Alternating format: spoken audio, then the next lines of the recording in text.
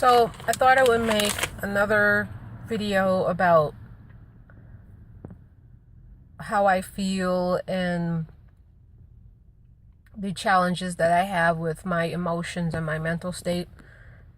I went to the health food store. I just spent $61 for groceries for a few days. And I walked out thinking to myself, life is good that I'm able to make the money to buy healthy things for myself, because not everyone can do that. But I work hard for my money. I went to school.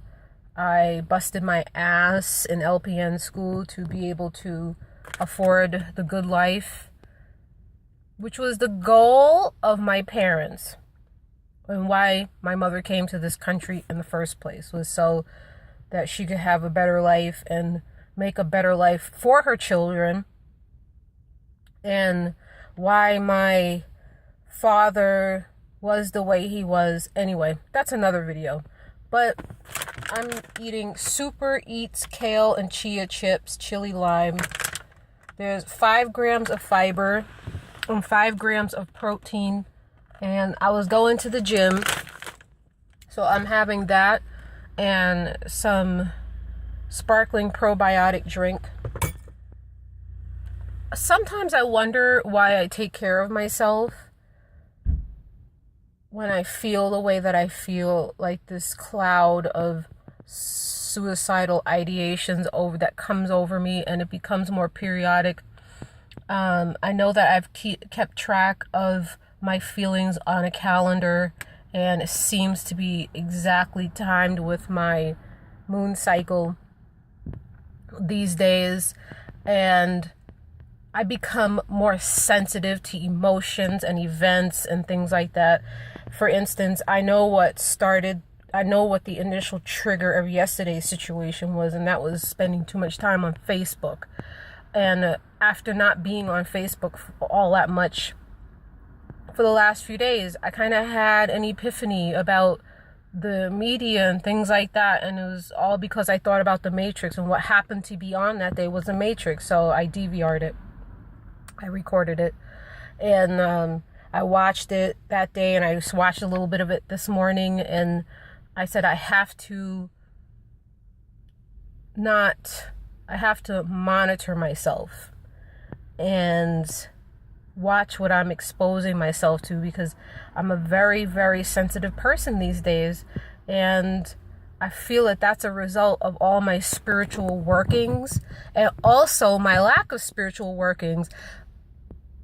I know I took apart my yoga room to completely redo it, and I moved my blue Santissima Muerte statue to my bedroom. Whereas before it seemed like it was a perfect spot for it, right now it almost seems like it doesn't belong there and belongs back in the yoga room. So back in the yoga room she goes today, and I'm gonna finish that after my workout.